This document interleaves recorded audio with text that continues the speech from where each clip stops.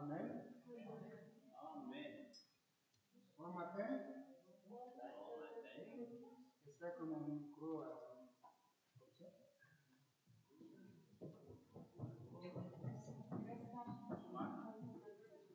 Ça va? Oui. Oui. Je crois. C'est bon? Merci. Je vous salue tous dans le précieux nom de notre Seigneur Jésus. Soyez les bienvenus. Nous allons trouver notre passage biblique dans le livre de Matthieu,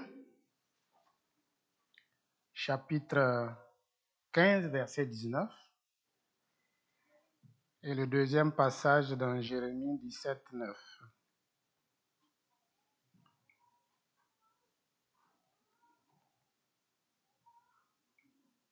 Matthieu 15, 19, il est écrit: « Car c'est du cœur que viennent les mauvaises pensées, les meurtres, les adultères, les impudicités, les vols, les faux témoignages, les calomnies. » Jérémie 17, 9. « Le cœur de l'homme est tortueux par-dessus tout, et il est méchant. Qui peut le connaître? » Et je voudrais ce matin vous proposer comme sujet le changement. Et vous allez me demander, mais ça a quel rapport avec les deux passages qu'on vient de lire? Mais je dirais que c'est important de parler du changement parce que de lui dépend tout le reste. De notre vie, de nos institutions, de nos États. Et c'est vrai, quelquefois, en démocratie, surtout dans le monde politique, on entend beaucoup parler du changement. Et les politiciens aiment ça. À l'approche des élections, vous allez entendre, même si on change de formule, mais le résultat, c'est toujours pour apporter un changement. On revient toujours à la case de départ.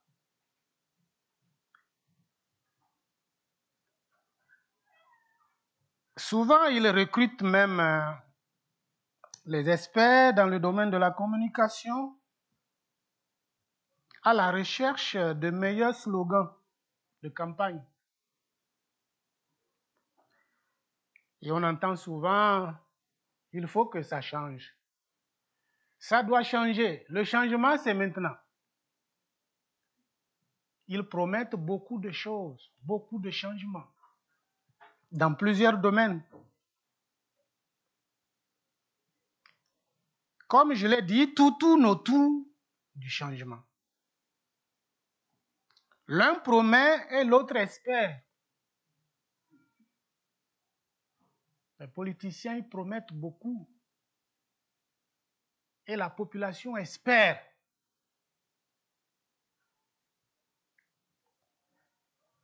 Le changement qui fera de sa vie, c'est-à-dire du peuple, un paradis terrestre. Voilà pourquoi on vote.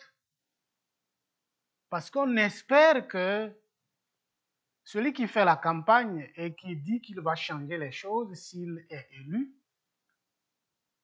nous allons connaître une meilleure situation. Notre vie va changer, notre vie sociale va changer. Il va créer les entreprises, il va recruter de nouveaux fonctionnaires, etc.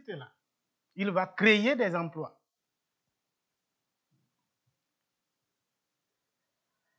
Il faut que cela change, c'est ce qu'ils disent. Mais qu'est-ce qui doit changer? Là, on a un problème. Les avis ne sont pas les mêmes. Les avis sont divergents et contradictoires quelquefois. Les autres vont dire, par exemple, il faut changer la Constitution parce qu'elle est mal adaptée. C'est elle qui est à la base de nos malheurs. Il faut la réformer.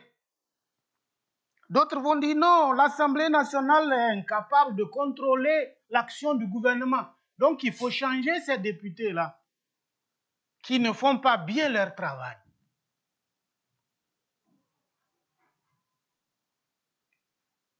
Les autres vont dire il faut changer les conditions de vie de la population, renforcer les mécanismes de lutte contre la corruption. Ils ont beaucoup de propositions et ils font beaucoup de propositions.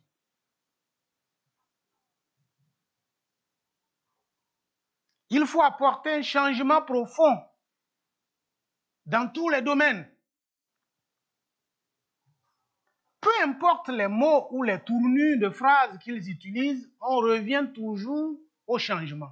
Vous ne verrez jamais un politicien qui va dire « Si vous m'avez élu, vous allez souffrir ». Il n'y a pas. Parce qu'il sait qu'il ne sera pas élu s'il dit ça. Mais derrière, ils ne disent pas tout. Comme c'est devenu une carrière, ils savent comment manipuler les opinions. Ils ne disent jamais leurs vraies intentions. Ils vont toujours promettre un changement.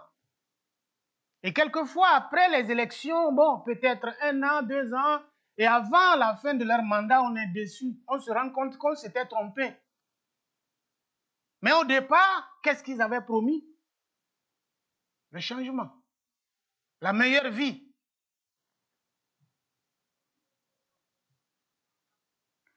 Les éléments de diagnostic sont pertinents, sauf qu'ils ne prennent pas en compte le vrai problème.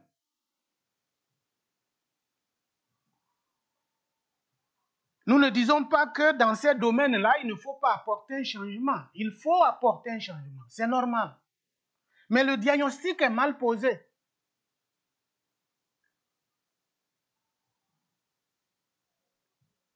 Les principaux problèmes de l'homme ne sont pas politiques, économiques, sociaux ou écologiques.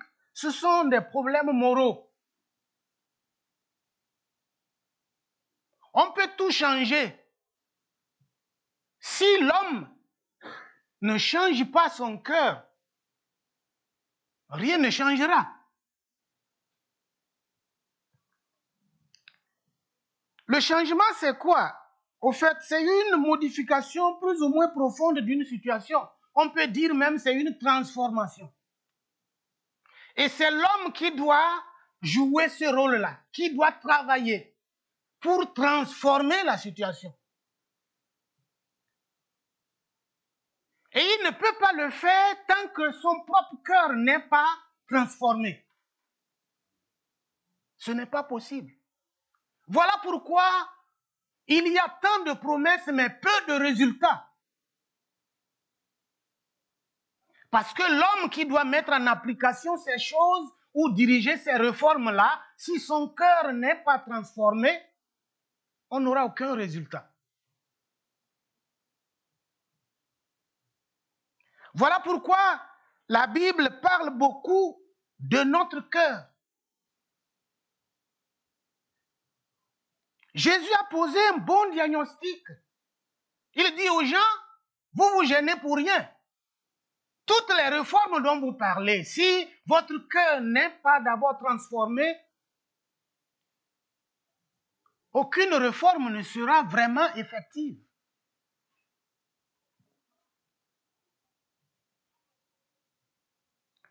La Bible annonce depuis longtemps. Dans 2 Timothée 3, 1 à 5, il est dit, dans les derniers jours, il y aura des temps difficiles. Les hommes seront égoïstes, amis d'argent, fanfarons, hautains, blasphémateurs, rebelles à leurs parents, ingrats, irréligieux, insensibles, déloyaux, calomniateurs, intempérants, cruels, ennemis des gens de bien, traîtres, emportés, enflés d'orgueil, aimant le plaisir plus que Dieu, ayant l'apparence de la piété, mais régnant ce qui en fait la force. Toujours l'homme.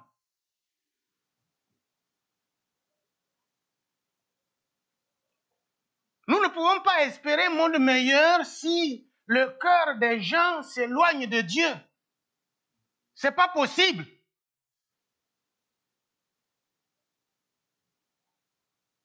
C'est clair ce que la Bible dit.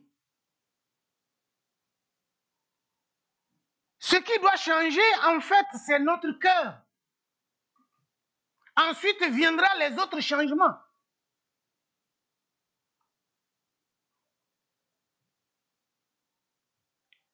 Jésus connaît le cœur de l'homme. Dans Matthieu, il a dit clairement, il connaît le cœur de l'homme. Matthieu 12, 25. Il savait ce que les pharisiens pensaient. Et il attire leur attention sur la source de nos problèmes. Ils ont dit pourquoi les disciples ne se lavaient pas les mains. Jésus dit non, ce n'est pas là le problème. Le problème, c'est notre cœur. Le problème, c'est le cœur de l'homme. Ce n'est pas du fait de ne pas laver les mains avant de manger.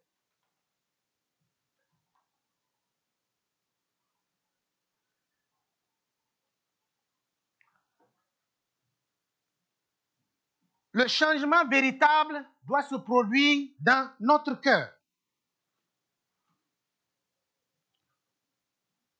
Les pharisiens et les scribes observaient scrupuleusement de manière ostentatoire le rituel du lavement des mains. Mais leur être intérieur était souillé.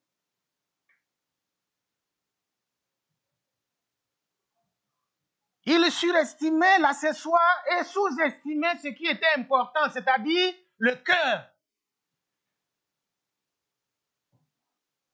Et ils se permettaient de reprocher les disciples à l'égard d'une tradition non inspirée. Et derrière eux, ils faisaient le complot pour tuer Jésus.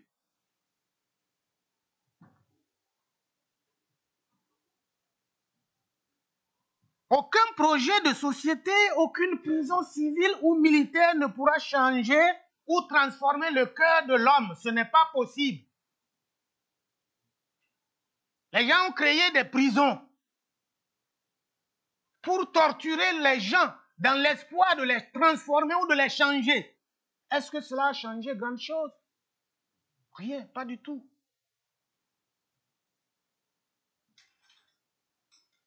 Toutes sortes de disciplines, toutes sortes de mesures. Parce qu'eux, ils pensent que c'est la seule façon de faire pour transformer l'homme. Il faut le punir.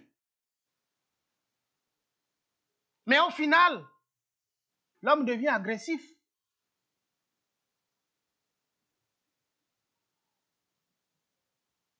Son cœur reste le même.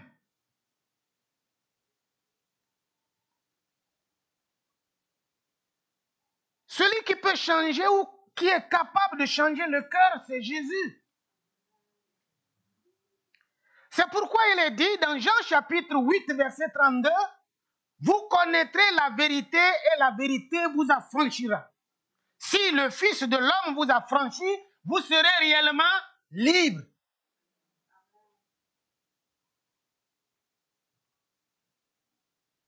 Aucune punition ne peut changer l'homme. Aucune torture ne peut transformer le cœur de l'homme. Les politiciens, lorsqu'ils parlent du changement, ils ne parlent pas d'eux-mêmes, ils parlent de la population. Vous devez changer. Pas eux.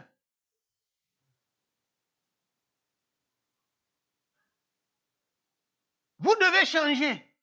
Mais eux, ils ne pensent pas au changement. Ils ne pensent pas qu'ils ont besoin de ce changement-là. Voilà pourquoi lorsqu'ils viennent, ils ne font pas grand chose. Ils promettent des réformes. Mais au final, aucune réforme n'est véritablement réalisée. Et après, ils vont revenir encore vous expliquer les raisons pour lesquelles le projet a échoué.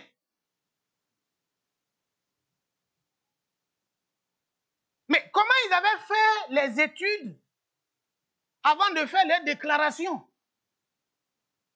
Ils vont toujours trouver les arguments pour justifier. Si tel projet n'a pas réussi, c'est parce qu'il y a eu tel ou tel problème. Ils vont vous dire le changement, le changement, le changement. Mais eux, ils ne sont pas prêts pour ce changement-là. Il faut réduire le train de la vie,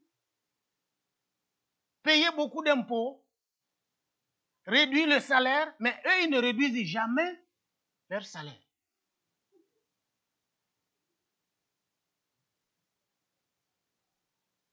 Ils vont vous enseigner comment vivre de façon modeste, mais leur train de vie dit le contraire.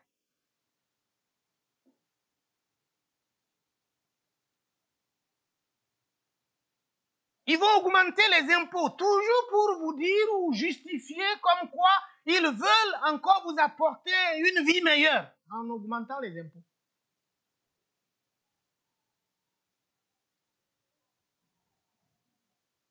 Ils sont les seuls à savoir ce qu'ils ont derrière la tête. Mais tant que le cœur de l'homme n'est pas transformé, on ne peut pas espérer un monde meilleur.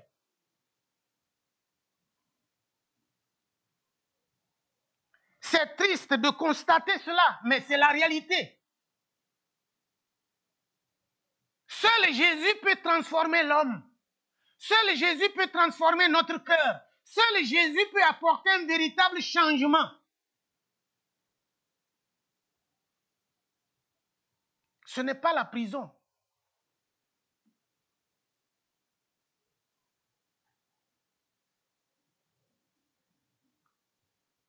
Et ce changement-là, chacun doit travailler pour sa vie.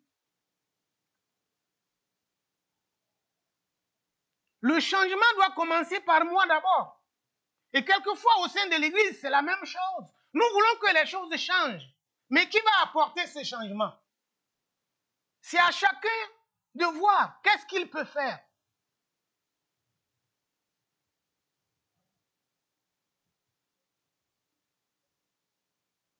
Et nous devons tous demander à Dieu de nous transformer. Si nous sommes transformés,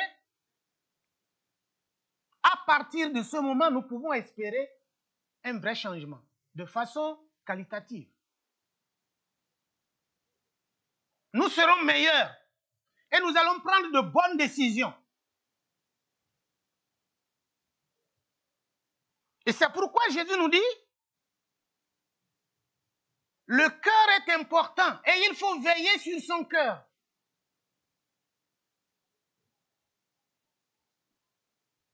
Il dit, c'est de notre cœur que viennent ces choses-là. Le vol, le mensonge, etc. Tout ce qui n'est pas bon. On médite d'abord avant de poser l'acte. On pense. On ne se lève pas pour voler. C'est un programme. Il faut calculer. Est-ce que le monsieur sera à la maison? Quand il rentre, il sort quand? Quels sont ses mouvements?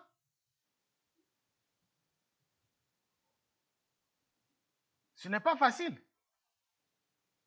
Et c'est pourquoi Jésus dit, le cœur est important.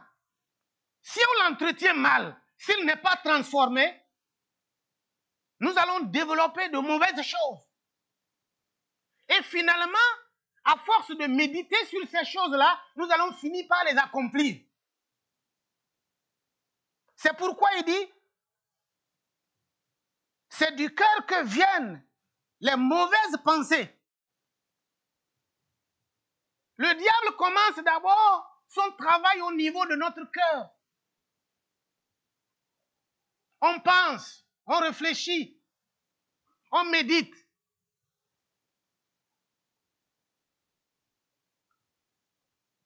Le péché est à deux niveaux. C'est pourquoi Jésus dit, si quelqu'un regarde une femme et puis la convoite, il a couché avec elle. Premier péché ou premier niveau, c'est plus facile à pardonner. Parce que ça, c'est Dieu seul qui sait ce que tu as pensé. Deuxième niveau, si tu dis, puisque j'ai mal pensé, il faut que j'achève mon péché ou j'accomplisse ce que j'ai pensé, ça devient un deuxième péché. Et c'est plus compliqué. Vous pouvez vous limiter au niveau de la pensée, vous jeter au pied du Seigneur pour demander, Seigneur, pardonne-moi.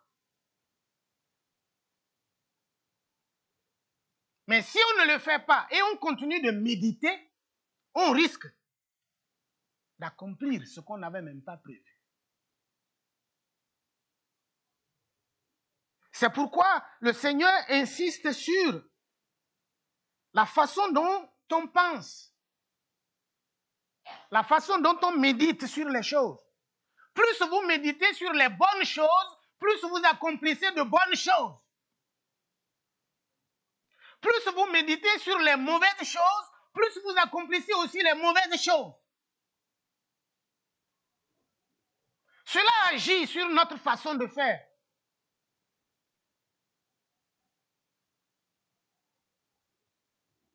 Et c'est pourquoi la parole de Dieu dit que notre cœur est tortueux, il est méchant. Donc il a besoin d'une transformation.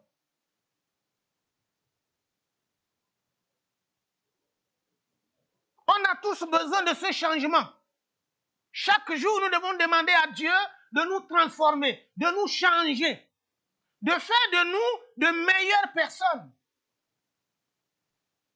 Si notre intelligence est transformée, notre esprit est transformé, tout ce que nous allons méditer dans notre cœur sera aussi de bonnes choses et notre entourage verra aussi que nous sommes différents des autres.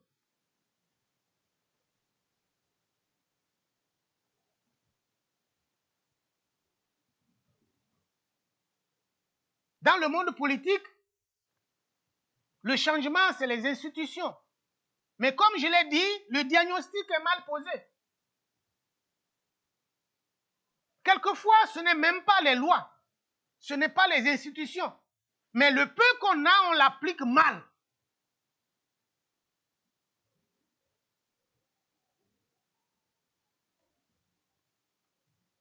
Un peu comme souvent en Afrique, on entend ça. Peut-être ici, on n'entend pas beaucoup. On accuse à tort ou à raison. La démocratie, le concept en lui-même a quoi de mauvais? Rien. On dit que le peuple choisit son président. Ou bien, qu'est-ce qu'il y a de mauvais dedans? Si le président est mauvais, demain on peut le changer, non? Mais ceux qui doivent appliquer ça, ce principe-là, s'ils n'ont pas connu un changement, vous allez espérer quoi? Rien du tout. On parle de la justice. On a de beaux textes, mais qui ne sont pas appliqués. Mais on continue de changer, de chanter.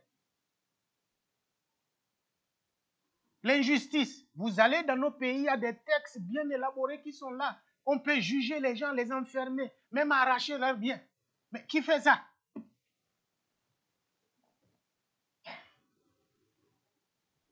Pourquoi? Parce que derrière celui qui doit appliquer ces principes-là, son cœur n'est pas bon. Et il va suivre son penchant.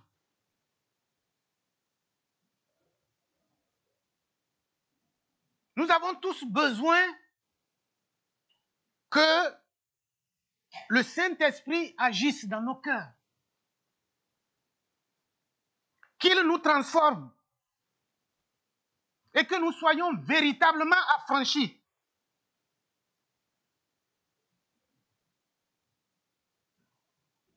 Ceux qui connaissent le véritable Seigneur sont délivrés du péché, marchent dans la lumière et sont conduits par le Saint-Esprit de Dieu. Et si l'Esprit de Dieu nous conduit, nous serons différents.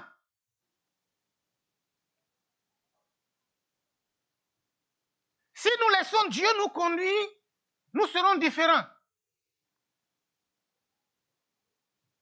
Imaginez un monde où les grands dirigeants qui acceptent une transformation spirituelle, on aura un monde meilleur, où il y a moins d'injustice, où il y a moins de problèmes, où il y a moins de tensions. Mais comment espérer un monde meilleur au moment où les dirigeants, ceux qui pensent qu'ils sont les grands, ne sont pas transformés? Ce n'est pas possible.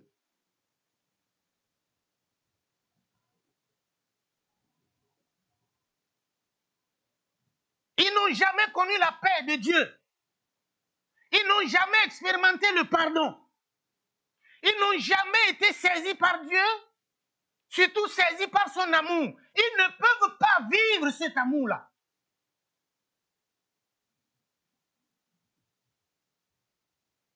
Nous avons beaucoup à faire. Nous devons prier non seulement pour notre propre changement, mais prier aussi pour que Dieu touche le cœur de tous ceux qui sont impliqués dans des grandes décisions pour le meilleur de ce monde.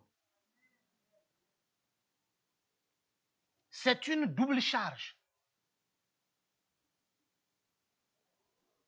Imaginez un moment le monde sans égoïsme et sans mensonge.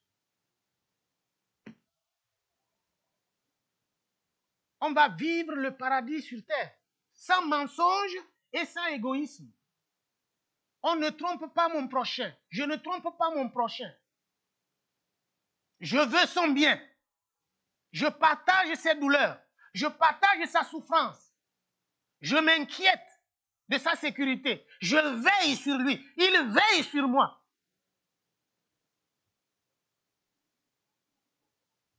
Mais chaque jour que Dieu fait, c'est les dégâts que nous constatons. Tout simplement parce que le cœur de l'homme est mauvais.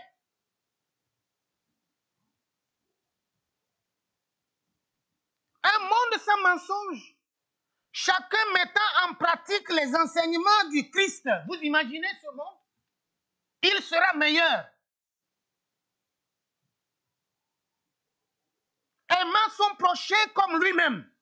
Faisant à autrui ce qu'il voulait qu'on lui fasse.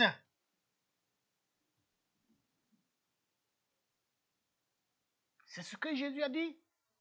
Tout ce que vous voulez que les gens fassent pour vous, faites-vous de même. C'est la loi et les prophètes. Qui veut qu'on l'insulte? Personne. Qui veut qu'on le maltraite? Personne. Jésus dit, mais faites ça aussi comme ça. Vous imaginez si on faisait comme ça, vice-versa? On n'aurait aucun problème.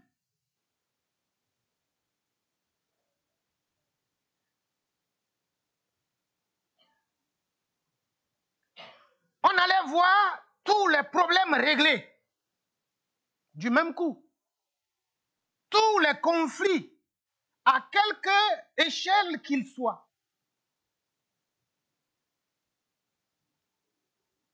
Ces conflits allaient disparaître. C'est le bonheur dans la famille. La fin de la lutte des classes. C'est ça qui amène la guerre. C'est ça qui amène les problèmes.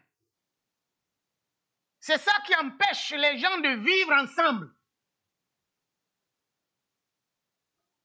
La lutte des classes. Le plus fort écrase le faible.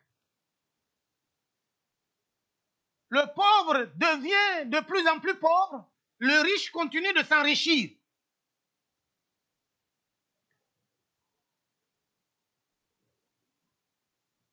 Si on vivait selon les conseils de Dieu, il y aura la paix entre les nations. La fraternité universelle, on allait la connaître, la vivre, l'expérimenter.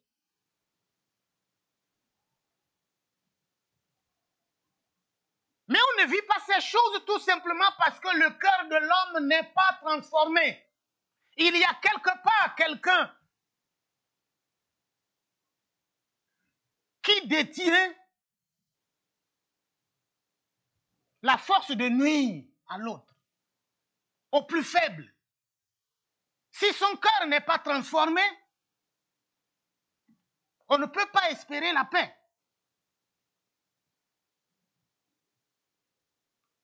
Nous avons un grand travail à faire. C'est difficile. Quelquefois parce que notre voix ne porte pas. Nous ne sommes pas à la table de décision.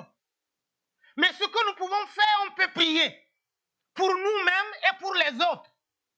Pour que le Seigneur touche les cœurs, pour que Dieu les transforme, pour que Dieu canalise leurs décisions, qu'il les oriente pour le bonheur de nous tous. Que ce changement tant espéré, nous puissions vraiment le vivre.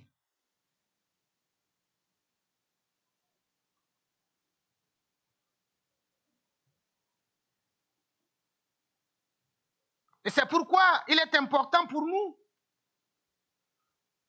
de prier Dieu pour qu'il nous donne, comme Ézéchiel le dit, un cœur nouveau. Dans Ézéchiel 36, 26.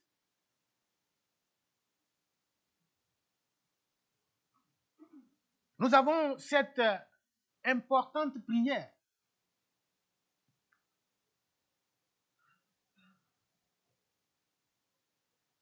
Donne-nous un cœur nouveau, un esprit nouveau.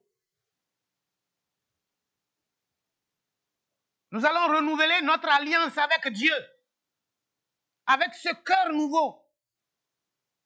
Un esprit nouveau, c'est une nouvelle manière, une nouvelle disposition d'adorer Dieu, de l'obéir.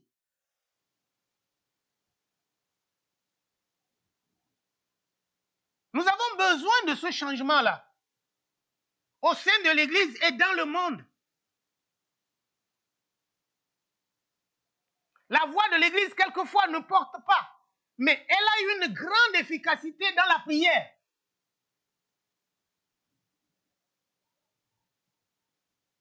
Nous pouvons prier pour nous-mêmes, prier pour nos nations, prier pour nos familles. Nous voulons un changement d'abord individuel, un changement familial et un changement au niveau de nos communautés.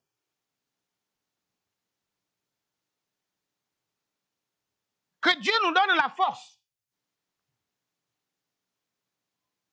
de prier pour ça.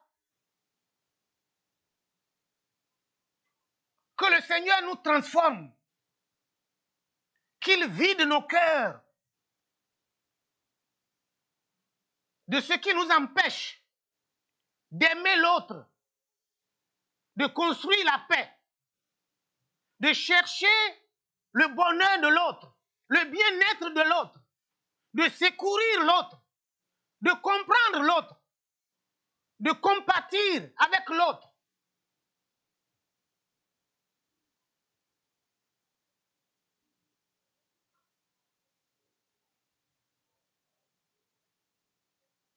Le Seigneur nous aime. S'il nous a sauvés, c'est pour une raison. S'il nous a mis ici, c'est pour une raison. S'il nous a placés dans une famille, c'est pour une raison.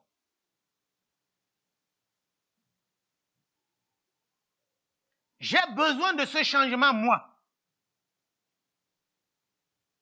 Et chaque jour, je prie Dieu de me rendre encore meilleur. Je demande au Seigneur de me guider, de me montrer le bon chemin, ce que je dois faire, même dans ma faiblesse. Je n'oublie pas que je continue de bénéficier de la grâce de Dieu, comme on l'a entendu ce matin. Et nous devons toujours rendre grâce à Dieu pour tout ce qu'il fait dans notre vie. Si vous êtes meilleur, tant mieux. Maintenez votre position, demandez au Seigneur de vous aider à être encore plus efficace. Mais si vous ne l'êtes pas, et vous pensez que de votre position, vous pouvez mieux faire, demandez cela au Seigneur, il fera quelque chose pour vous.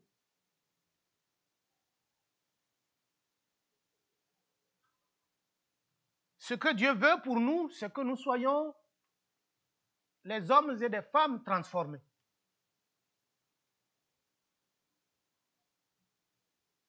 Le changement sur le plan spirituel.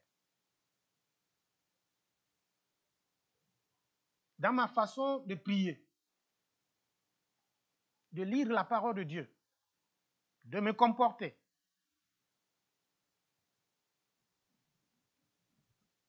J'ai besoin de ce changement.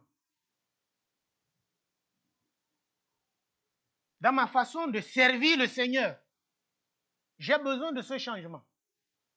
Dans ma façon de vivre avec mes frères, j'ai besoin de ce changement. Dans ma façon de participer aux activités de mon église, j'ai besoin de ce changement. Il faut que cela change.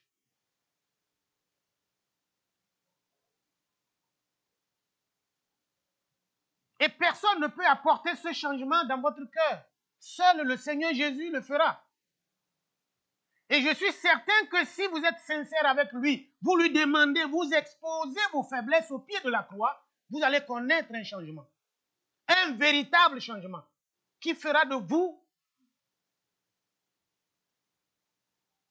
un chrétien meilleur.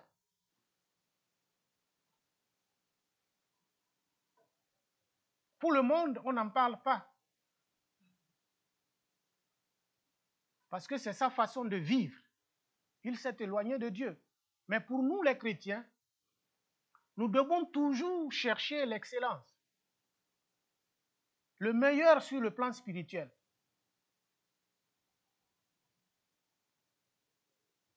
Quel changement désires-tu avoir ce matin? En réfléchissant sur ta vie, ta façon de vivre, ta façon de faire, ta façon de voir les choses spirituelles, quel changement espères-tu? Ce qui est certain,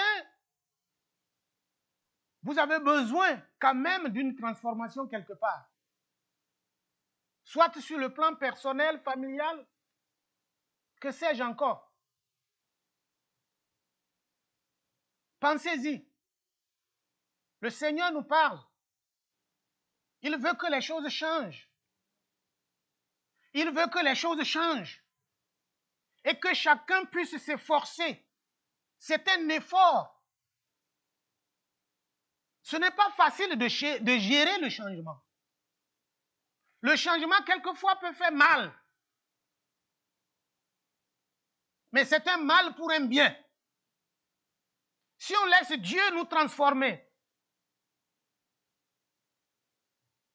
faire un travail sur nous, nous allons récolter les fruits. Nous allons ce matin prier. Prier d'abord pour nos familles. Et ensuite, on va prier pour ceux qui nous écoutent. Je voudrais vous prier de bien vouloir vous tenir debout. Je vous en prie. Nous allons prier pour toutes les familles de cette église. Toutes les familles de cette église. Nous allons les déposer au pied de la croix de Jésus. Nous allons dire, Seigneur, on a besoin d'un changement. Nous voulons un changement au sein de nos familles. Nous voulons un changement, une transformation. Que notre famille soit meilleure.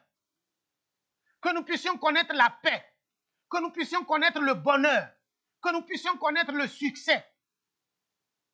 Que nous puissions sentir ta présence au sein de notre famille. Prions ensemble.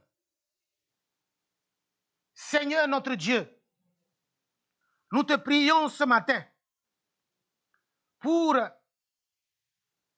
notre assemblée, et surtout pour toutes les familles qui sont dans cette église. Tu connais leurs besoins. Tu connais les difficultés de chaque famille. Il y a une famille dans laquelle il n'y a pas la paix. Je te prie, Seigneur, ce matin, d'apporter un changement, qu'il y ait de la réconciliation, qu'il y ait de l'amour, qu'il y ait l'entente, qu'il y ait le pardon, qu'il y ait, Seigneur mon Dieu, mon roi, la paix. Que Seigneur éternel Dieu, tes enfants puissent t'adorer ensemble, puissent communier ensemble, puissent te célébrer ensemble, puissent te rendre grâce ensemble, puissent lever la voix ensemble pour te supplier. Nous vivons dans un monde difficile. Seigneur, nous te prions ce matin d'apporter ce changement dans la vie de nos familles. Au nom de Jésus, nous te demandons ce matin que nos enfants soient transformés, que tu changes leur cœur, que tu changes leur vie, que tu changes leur manière de voir les choses, qu'ils grandissent, Seigneur, sous tes beaux regards, et que nos familles soient, Seigneur, les familles au sein desquelles, éternel Dieu, le monde va voir ta puissance. Merci, éternel Dieu. Nous sommes certains que tu feras même au-delà de ce que nous t'avons demandé. Sois béni, sois magnifié. Merci pour tout ce que tu fais et pour tout ce que tu feras encore. Merci, Seigneur, pour nos frères et sœurs qui t'aiment et qui continuent de soutenir ton œuvre ici. Qui continuent, Seigneur, de partager la bonne nouvelle autour d'eux. Nous voulons te rendre grâce pour leur vie. Merci pour tout. Que ton nom soit glorifié. Au nom de Jésus, nous avons prié. Amen. On va prier pour tous ceux qui nous écoutent. Peut-être qui, jusque-là, n'ont pas connu un changement, une transformation dans leur vie. Pour tous ceux-là qui désirent rencontrer le Seigneur. Pour tous ceux-là, peut-être qui ont divers problèmes dans leur vie. Nous allons prier pour eux. Pour que là où ils se trouvent, que la main de Dieu se repose sur eux. Et qu'ils puissent connaître ce changement-là. Et que le changement soit effectif dans leur vie. Prions en faveur de tous ceux-là qui nous suivent en ligne. Prions au nom de Jésus. Notre Seigneur et notre Dieu, nous ne connaissons pas le nombre de ceux qui nous suivent, mais toi tu connais. Tu lis leur cœur. Tu connais là où ils se trouvent. Sur le plan géographique, tu n'es pas limité. Je te prie maintenant de les toucher. Ceux qui ont besoin de toi, Seigneur, que tu les rencontres. Ceux qui ont besoin de la guérison, que tu les touches. Ceux qui ont besoin de la paix, que tu leur donnes la paix. Ceux qui ont besoin, Seigneur mon Dieu, mon roi, éternel Dieu Tout-Puissant, de vivre selon ta parole, que tu les rencontres. Au nom de Jésus, nous voulons, Seigneur, te remercier parce que tu nous as donné l'occasion aujourd'hui de partager ta parole autour du changement. Aide-nous, Seigneur mon Dieu, mon roi, à gérer notre cœur, à gérer notre cœur, à gérer notre cœur. Nous t'invitons maintenant, Seigneur, à venir siéger au sein de notre cœur. Que tous ceux-là qui nous écoutent, tous ceux qui sont ici, tous ceux qui sont ailleurs, Seigneur, nous te prions pour eux. Daigne, éternel Dieu, les toucher. Au nom de Jésus. Merci parce que tu n'es pas limité. Et nous sommes convaincus que tu nous as entendus. Que ton nom soit glorifié. Apporte la paix. Apporte le changement. Que Seigneur, ta grâce se repose sur ton Église. Merci, éternel Dieu. Nous te prions au nom de Jésus. Amen. Nous allons prier sur un autre volet. Prier pour tous ceux-là qui souvent prennent des décisions qui ont un impact au-delà de ce que nous imaginons. Les dirigeants de ce monde, les dirigeants de nos pays. Nous allons demander au Seigneur de les toucher, de transformer leur cœur, que Dieu les change, que Dieu les change, que Dieu les rencontre pour le bonheur de ce monde, pour la paix de ce monde. Prions ensemble en faveur de nos dirigeants. Seigneur notre Dieu, nous prions pour le changement aujourd'hui. Et nous savons que dans le monde politique, le changement, éternel Dieu, est vu comme un élément important. Et nous te prions, Seigneur mon Dieu, mon roi, que tu touches le cœur de nos dirigeants. Que Seigneur éternel Dieu, qu'ils puissent penser à eux, d'abord à leur propre changement. Que tu transformes leur cœur afin que, Seigneur mon Dieu, mon roi, les meilleures décisions soient prises pour le bonheur de ce monde que tu as créé. Seigneur, nous te prions, éternel Dieu puissant, pour tous ces dirigeants, parce que c'est toi qui les as mis là. Merci, éternel Dieu, pour leur vie. Merci pour les pays, éternel Dieu. Merci pour tous ceux-là, éternel Dieu, qui sont placés en dignité. Nous voulons te les confier, Père. Que ton nom soit béni. Nous cherchons, Seigneur mon Dieu, mon Rédempteur, éternel Dieu, que la paix règne dans ce monde, que la paix règne partout. Mais nous savons que c'est toi le prince de la paix. Et nous savons que si, Seigneur éternel Dieu, tu les as franchis, ils seront réellement libres. Nous sommes limités, mais toi, tu n'es pas limité. Et nous voulons te confier tous ces problèmes. Nous voulons, Seigneur mon Dieu, que tu interviennes, que tu agisses pour qu'il y ait du changement partout, éternel Dieu. Que ton nom soit béni. Merci parce que tu nous as écoutés ce matin. Sois loué, sois magnifié. Au nom de Jésus, nous avons prié. Amen. Merci beaucoup. Que le Seigneur vous bénisse. Je laisse la place au pasteur François.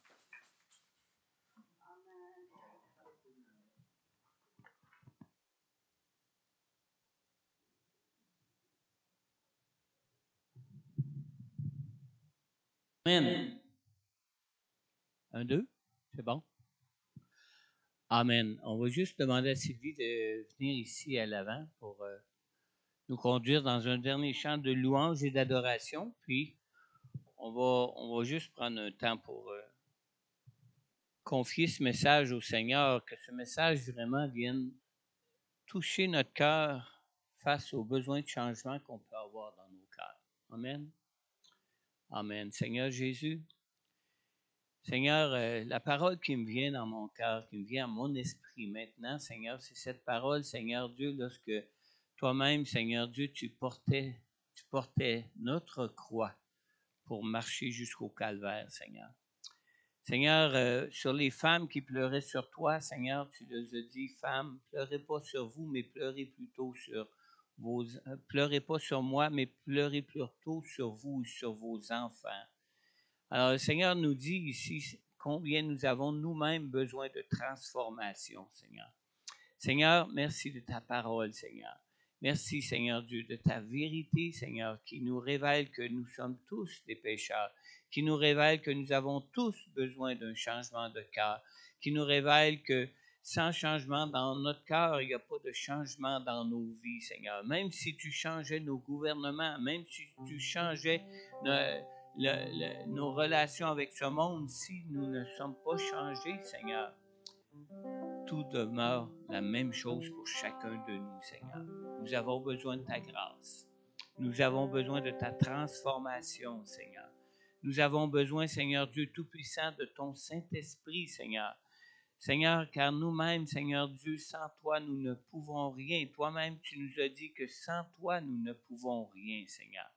Nous avons besoin, Seigneur Dieu, de nous nourrir de ta parole qui est puissante, Seigneur, afin, Seigneur Dieu, de pouvoir te laisser agir dans nos cœurs, Seigneur. Ta parole, Seigneur Dieu, qui nous reprend quelquefois, mais ta parole aussi qui nous reprend dans ton amour, qui nous témoigne combien tu nous as aimés pour nous donner toi-même ta présence avec nous par ton Saint-Esprit qui peut nous changer, nous transformer, Seigneur. Seigneur, donne-nous d'avoir des cœurs ouverts à toi, Seigneur. Donne-nous cette grâce, Seigneur Dieu, de nous laisser conduire, de nous laisser parler par ton Saint-Esprit, Seigneur, afin de reconnaître, Seigneur Dieu, toutes choses que nous devons emmener au pied de ta croix, Seigneur. Toutes choses que nous devons te laisser, Seigneur Dieu, pour t'offrir en sacrifice de nos vies, afin que nous puissions voir, Seigneur Dieu, ton Saint-Esprit agir pleinement dans nos cœurs, et que nos cœurs de pierre soient changés en cœurs de chair, Seigneur. Donne-nous cette même amour pour ce monde. Donne-nous cette même amour pour nos frères, pour nos sœurs. Donne-nous cette même amour, Seigneur Dieu, que toi-même tu nous as manifesté à la croix afin que nous puissions être sauvés par toi, Seigneur Jésus. Seigneur, viens et prends toute la place dans nos cœurs. Tu es digne, Seigneur, de prendre toute la place dans nos cœurs afin de le changer, de le transformer, Seigneur. Et donne-nous cette grâce, Seigneur, d'avoir encore une plus grande soif de toi, de ta parole, de ton Saint-Esprit, Seigneur Dieu, afin que tes fleuves d'eau vive, Seigneur Dieu, ta puissance de transformation, Seigneur Jésus, ta puissance de délivrance et de guérison, Seigneur Dieu Tout-Puissant, coule à travers nous et nous transforme, Seigneur Dieu, d'une manière, Seigneur Dieu, à ce que ce monde lui-même soit transformé par la suite, Seigneur. Conduis-nous dans cette transformation afin que nous puissions nous-mêmes être des lumières qui vont rayonner dans ce monde, Seigneur, et que cette lumière puisse attirer ce monde à toi, Seigneur. On te le demande, Père, dans le nom puissant de Jésus. Amen. Amen. Merci, Pasteur Benjamin. Sylvie va nous conduire dans un dernier chant de louange et d'adoration. S'il y a des gens qui aimeraient s'avancer pour des prières, des besoins, pour vous-même, quel que soit le besoin, avancez-vous. Le Seigneur est venu tout accompli à la croix pour nous, pour que nous soyons guéris, délivrés, libérés. Donne-nous cette grâce, Seigneur Dieu, et on peut la demander au Seigneur, quel que soit notre besoin. Amen. Levons-nous ensemble pour un dernier chant de louange et d'adoration et rendons grâce à Dieu pour déjà la transformation qu'il a déjà accomplie dans nos cœurs, dans nos vies jusqu'à aujourd'hui. Amen. Amen.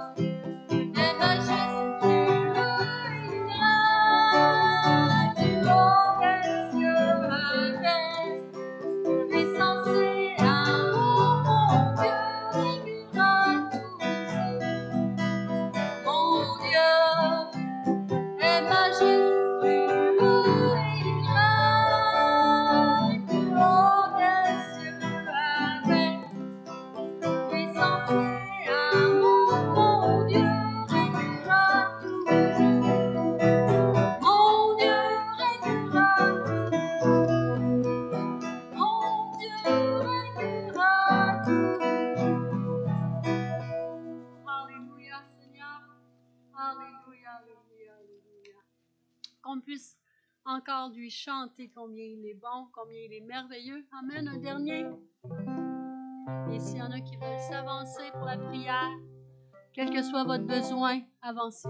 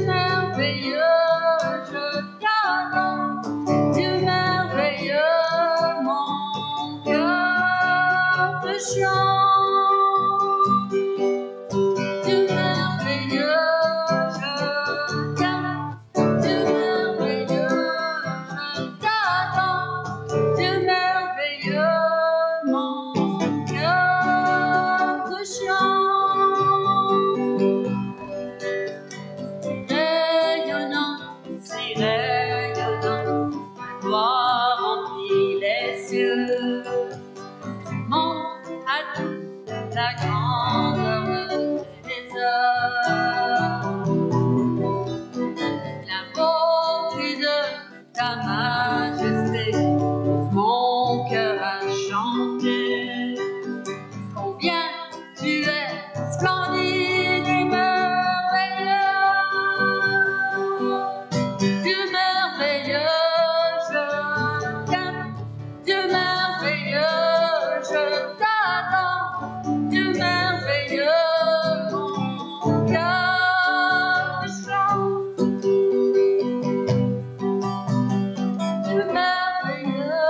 je t'aime.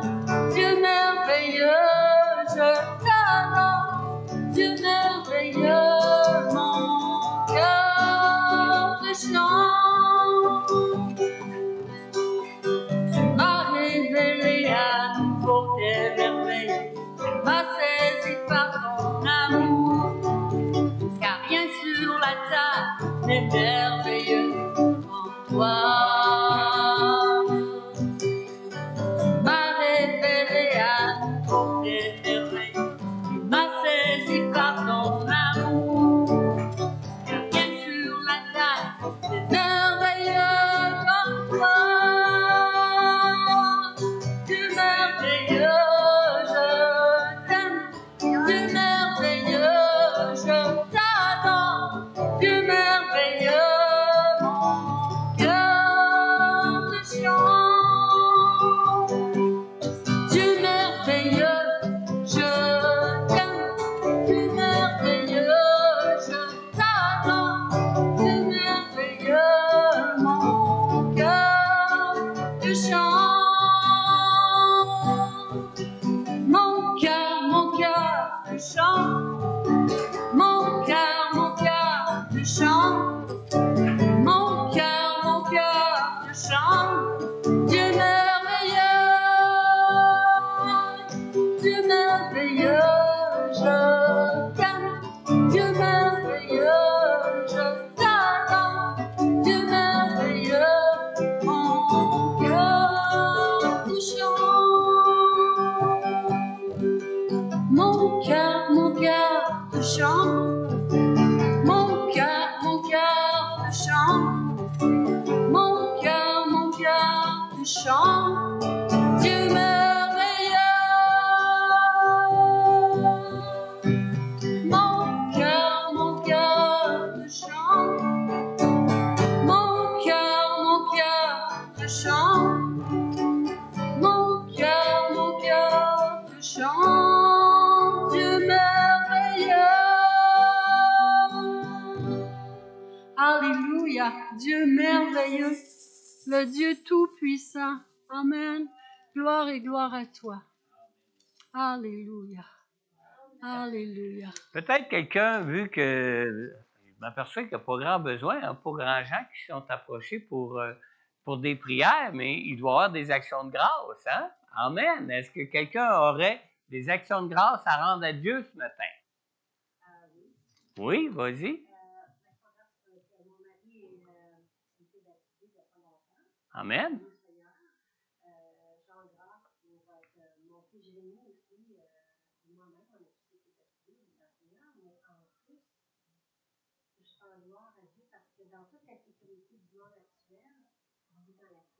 Amen. Amen. Amen. Gloire à Alléluia. Dieu. Merci beaucoup, Colombe. Est-ce que quelqu'un d'autre aimerait rendre grâce pour quelque chose dans sa vie?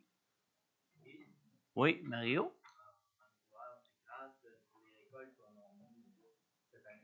Amen. Amen. Gloire à Dieu. Amen. Quelqu'un d'autre voudrait rendre grâce à Dieu en ce dimanche d'action de grâce? Oui, vas-y, Eugénie. C'est pour remercier Dieu de m'avoir aidé, ma famille et moi, à accomplir nos rêves, comment on dit? C'est pas un rêve, c'est des souhaits que Dieu nous a aidés à accomplir. Et donc, je voulais rendre grâce et vous remercier. Amen, amen. Amen, gloire à Dieu. Oui? Grâce à Dieu pour toujours sa présence, sa fidélité. Amen. Il est toujours présent, toujours fidèle, toujours la parole appropriée. Amen. Je rends grâce à Dieu, Jésus. Il est notre lumière, Amen. toujours fidèle, toujours. Gloire à Dieu, gloire à Jésus. Amen, amen. Quelqu'un d'autre? Il est juste... Oui, vas-y, Louis. Oui, je rends grâce à Dieu à des guérisons qui ont opéré dans mon cœur récemment. Amen, gloire à Dieu. Amen. On a le temps, il est juste 11h05. On a vécu toute l'année. On peut prendre un peu de temps pour rendre grâce ce matin, là, cette fin de semaine de l'Action de grâce. Eugénie encore, oui, vas-y. Chaque fois que j'imagine quelque chose dans mon cœur et Dieu l'accomplit comme je l'ai imaginé, comme je l'ai imaginé, ça se passe, à la fin, ça se passe textuellement comme je l'aurais souhaité. Donc, je ne sais même pas comment lui rendre grâce. C'est une joie immense, une grâce immense qu'il a accompli dans ma vie. Ma vie jamais déçue. Je n'ai jamais été, dans l'attente jusqu'à ce que je lui demande où est-ce que tu es. Il est toujours présent dans ma vie. À chaque moment, il a toujours été là. Je ne sais pas comment. Amen. Le résultat, je le vois à la fin. Je l'imagine, est-ce qu'il sera là, mais à la fin, je le vois. Amen. Amen. On va prier, Seigneur, pour finir. Seigneur, notre Dieu, merci car tu es un Dieu fidèle, Seigneur. Tu es un Dieu de grâce, Seigneur Dieu, et ta grâce, Seigneur Dieu, surpasse tout ce qu'on peut même comprendre et imaginer de toi, Seigneur. Toi qui es le Dieu saint, Seigneur Dieu, dans ta grâce, tu sauves même le pire des pécheurs, Seigneur. Toi qui es le Dieu juste, Seigneur, dans ta grâce, tu transformes même la personne la plus injuste, Seigneur Dieu. Car dans ta grâce, Seigneur, tu veux, Seigneur Dieu, tu nous as créés afin que nous soyons aimés par toi, afin que nous soyons comblés par toi, afin que nous puissions connaître ta présence avec nous dans nos vies, en toutes choses, Seigneur Dieu. Et dans ta grâce, Seigneur, tu nous as donné ton Fils Jésus, Seigneur, afin qu'on ait la vie, qu'on l'ait en abondance, Seigneur. Seigneur, on te veut toi par-dessus tout, Seigneur, car on sait que dans ta fidélité, Seigneur Dieu, toutes choses de toi nous sont données par ta grâce. Combien tu es le Dieu de grâce, Seigneur. On veut t'en bénir et te remercier du Dieu que tu es, Seigneur. Dans le nom de Jésus, Père, merci de toutes tes bénédictions sur ton peuple et merci même de toutes tes bénédictions, Seigneur Dieu, sur toutes tes créatures, Seigneur Dieu, et cette création que tu as créée, sur nos gouvernements et sur ce monde, Seigneur Dieu, dans lequel tu nous as placés, et ce monde, Seigneur, dans lequel tu nous transformes maintenant, Seigneur. Sois béni dans le nom de Jésus, Père. Amen. Amen. Amen. Amen. Dieu vous bénisse. Bon dimanche. Et on se dit mardi pour ceux qui peuvent être là pour la soirée de louange et prédication avec Daniel.